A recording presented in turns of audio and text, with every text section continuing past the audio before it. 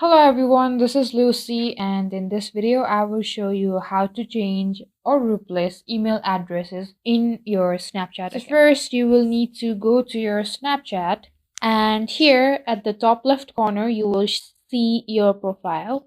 Click on that.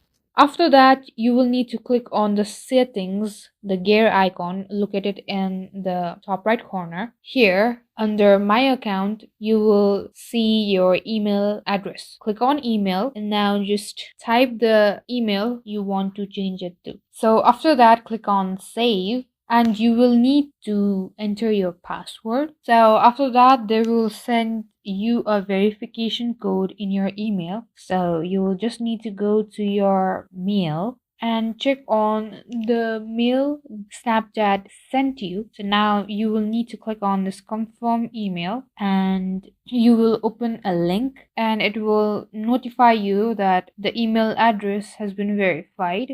So go back to your Snap and you will see that you have changed your email address. And that's it for this video. Thank you guys for watching. Like and subscribe for more videos and I'll meet you guys in the next